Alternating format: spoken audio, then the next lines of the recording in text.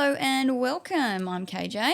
And I'm Swales. Welcome back. You're listening to UnMaddening, where we unpack the madness of society one dutiful word at a time. This is our 50th crack at it, Swales. 50. Yep, big 50. 50 years. Gee, I'm not even that old yet. 50 episodes. Oh, okay. Feels like 50 years. 50 little turns of sitting here and talking nonsense back and forth to one another and then sending it out into the interweb. Yes. Good times. The word of the day today is obligation, which is why we're doing That's the next why episode. we're doing another word. We feel an obligation to do it. No, we don't. We like doing it. It's fun. Okay, obligation. It means an act or course of action to which a person is morally or legally bound, a duty or commitment. Similar words are just what we just said, duty and commitment are in line with obligation. Another take on obligation is the condition of being morally or legally bound to do something. So the example sentence there is they are under no obligation to stick to the scheme. And another little version of its definition is a debt of gratitude for a service or favour. Example being she didn't want to be under an obligation to him. So some similarities to those kinds of explanations of what obligation looks like are words like contract or agreement. And an antonym for obligation would be freedom. If you're not under an obligation, then you are free. Right? Over on the Urban Dictionary for obligation, an obligation is something you may not like or even enjoy doing, but you do it out of respect or some profound sense of duty. And then we have the term obligating as a verb. When one is doing things out of obligation rather than wishes or desires, they are obligating. And I have an example sentence here, which is, John is obligating off with some buddies he hasn't seen in 2 years just because they asked him to go. He didn't even want to go. So we're obligating. Doesn't sound right. John is obligated. It's the Urban Dictionary, mate. This is what you get. You've also got a Facebook obligation, which is the act of liking or commenting on one's friend's post on Facebook, not because you feel like posting, but because they often comment or like on yours. So it's like, oh, I better return the favour. That's the thing, isn't it? Like the obligations of today's society are more based on, more social type of obligations where these people might not deserve you to put that time and effort in there, or nor is it warranted, but they feel an obligation, just to use the word in inverted commas there, to do so. But it's just more of a narcissistic obligation. Is it a narcissistic obligation, or are you just being kind? Just, just doing them a solid. The only reason why you like things is because you like to be liked and like to be noticed. Yeah, well, and that's what it's those saying. sort of social media things have. Yeah, somebody likes mine, do, so I better like theirs in return. That's right. Or like somebody followed me, so I better follow them back. Yeah, that's right. Because that's what you do, apparently. That's the obligation. Yes. There's also the recommendation obligation on the Urban Dictionary, which is the obligation one has to watch a particular TV series or movie after it was recommended by a friend, colleague, or family member. The victim of recommendation obligation feels a sense of guilt and anxiety, which is only relieved by watching the entire movie or TV series. And it's got note. Social etiquette dictates that one must suffix any recommendation with, quote, but don't feel obliged to watch it if you're busy or it's not your thing or whatever. All right. But it's true. It's like, I watched this thing, I really enjoyed it, I really want you to watch it. And then you're automatically like, guilt obligation. I have to do it now. The recommendation obligation, it's called. Okay, so now we're armed with the definition of obligation. We understand what it means. Hopefully you guys are on board with us. What are we obligated to do according to a search of the interwebage? Okay, with a non-exclusively philosophical viewpoint first, what obligations do mankind have? And it says, based on ethical, legal, and philosophical perspectives, the obligations of mankind are generally understood as the responsibilities required to maintain a just, peaceful, and sustainable world. These duties can be categorised into personal, social, and environmental obligations. Like you just mentioned, Swales, there's an awful lot of leaning into the social aspects of the obligations more so than anything else from what it looks like.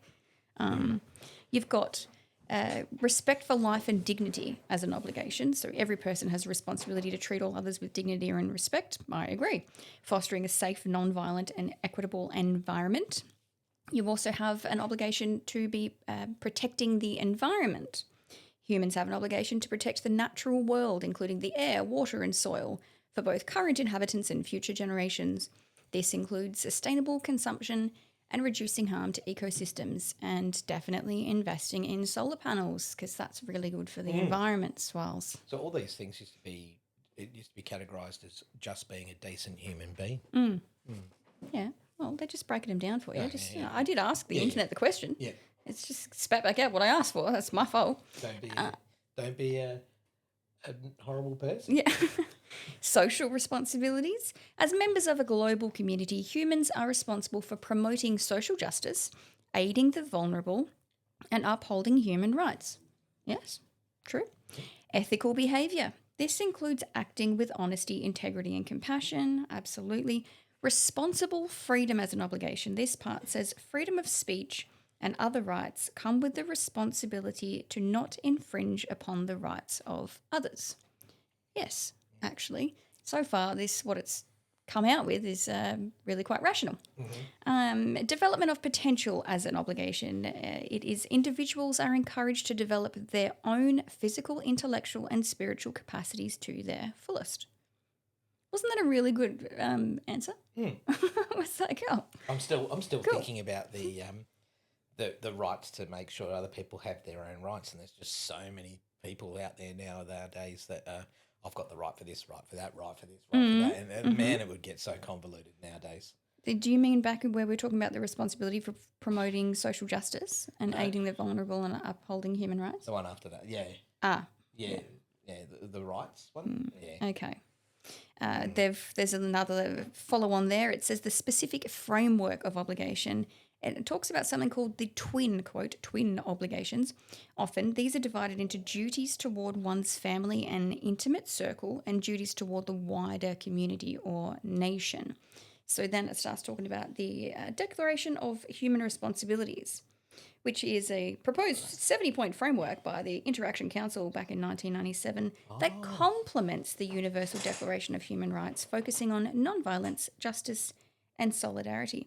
I was reading the Declaration of Human Rights recently for an assignment thing that I was looking at, and there's some really good stuff on there. It's just gets warped by, like you were saying, with the sort of selfish ideals of individual people. Yeah. And individual rights and. Yeah, well, that's the selfishness of me coming before the broader needs of the community and the whole and all of us on the planet. And that's where interpretation comes into it. Everyone has their own interpretation and adapt it to whatever suits them the best. Yeah, well, what narrative suits them or what kind of concept they're really zoned in on that they want other people to become passionate about. And if you're not also as passionate about the thing that they care for, then you're going to upset them. Although if you like their posts on socials, then you're probably fine because all you got to do is just like that they wrote the thing and then they like that you wrote the thing even though nobody actually then sits down and has a conversation. Like, share and subscribe. Yeah. Yeah, throw us a bone, would you? We also have this part here about interconnectedness, a recognition that actions have consequences for others and the planet. I think that's an important obligation that we should have and consider for sure. And the principle that one should not want to do to others what they would not want done to oneself. Golden rule, basically, isn't it? Do unto others as you would have them do unto you. Accountability. An obligation for accountability, the responsibility to accept the consequences of one's decisions. Imagine, I didn't get up, I lost my job, I'm sad about it. Do you accept the consequences of your actions? The thing, if you are accountable, it's much easier to hold true to your obligations. Yes. Yeah. It goes hand in hand. Yeah, no, you're right, they do. They complement each other and work well together. It says, ultimately, these obligations serve to balance individual freedoms with the collective well-being, aiming to create a more equitable and sustainable world. There was actually some pretty reasonable points in there. good word, sustainable as well. Yeah. I mean, And of course, without it's this- talking about the environmental factor, but I mean, I'm not going to go whole hog into the environments how some other people do with their fear mongering and whatever. But you should take care of your resources. It's duh. That's right. You don't spend all your money on one thing when you Well, you might. you might. Yeah. I have fallen victim to that a couple of times, but Surely not. Strictly looking at the word obligation from the moral philosophy perspective, because of course we did watch a bit of The Good Place back in the day, and there's so much talk about moral philosophy in that and obligations. the trolley And problem. the trolley problem, and the question, what do we owe to each other? So I asked that question to the internet, and it says that question is the heavy hitter of moral philosophy, famously reinvigorated by T.M. Scanlon in his book What We Owe to Each Other, which I haven't read, full disclosure. At its core, the answer depends on which moral lens you're looking through. And then it starts to break down the different moral philosophy concepts of why we should be obligated to anyone or not. The first one of them being the contractualist view, which is Scanlon's view, the author. We owe it to others to live by rules that no one could reasonably reject, is his theory there. Yeah. It's not about doing the most good for the most people. It's about being able to look someone in the eye and justify your actions with reasons they can't logically shoot down. So that's one thought process there on it. You then also have the utilitarian view, which is also called the greater good, where some thinkers argue we owe a massive debt to those that are in need. If you can prevent something very bad, like starvation, without sacrificing anything of comparable moral importance, you are morally obligated to do it. In this view, we owe strangers our surplus resources. Now, is there a political concept that sounds similar to? Just let you fill in your own gaps there. Next, you have the mateship or humanitarian view. In the Australian context, this often translates to mutual obligation. We owe each other a, quote, fair go, unquote, ensuring that everyone has the same basic opportunities and a safety net when they fall. It's less about abstract rules and more about loyalty and shared responsibility within a community. I do love the fair go concept, but I think it's somebody's taken the ball and run with it in a bit of a wackadoodle direction. Labor. No. Stop it. Hi, Albu, we love you. That was an old slogan, I think. The fair go. Yeah, didn't we go over that when we're doing slogans? Yeah. We have the Ubuntu, probably pronouncing it wrong, philosophy, which is an African ethical concept, often summarised as, quote, I am because we are, unquote. This one suggests our very humanity is tied to how we treat others.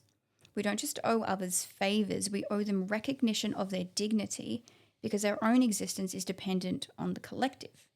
There is some truth in that, of course. We are a community of people, and I don't hate it. I am because we are. You can't go out in the world and be all on your lonesome and have the same successes and things when you work together with a group of other people or like-minded individuals. Or That's right. There is no I in team, but there is a me. You heard that one before? I have. The biblical perspective. This one's kind of important. As we touched on earlier, the fundamental truth here is the golden rule. Do unto others as you would have them do unto you. And it mentions Luke chapter 6, verse 31. It suggests we owe every human love and service, regardless of whether they deserve it. Pretty fair, because none of us deserve it because we are all garbage. Hold others. None righteous, no, not one, is what it says. And then we have the hard truth summary. Most philosophers agree we owe each other at least 3 things. Truthfulness, the ability to trust one another's word, very important for the maintaining of relationships and maintaining of a society. Yeah. Non-maleficence, the basic duty. Oh, you're right there, doggo. Non-maleficence is the basic duty not to cause harm. And we have recognition, which is acknowledging that every other person's life is as vivid and important to them as yours is to you. I think that's really an interesting one there. That we tend to forget. Definitely. Every other person's life is just as important as ours is, and we get caught up in our own shenanigans and what our view is and what we want out of others. Anyway, so what do you think, people?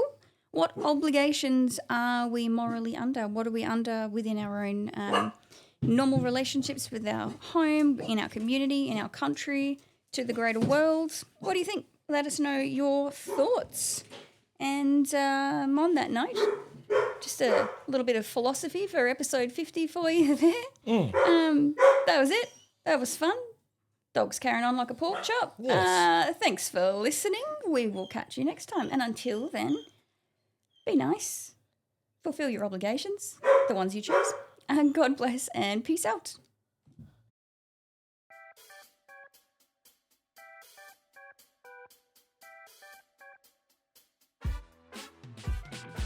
This content is for informational purposes only and should not be considered as professional advice. We're not philosophers, pastors, or politicians. You are not more likely to suck less or try harder having listened to these shenanigans.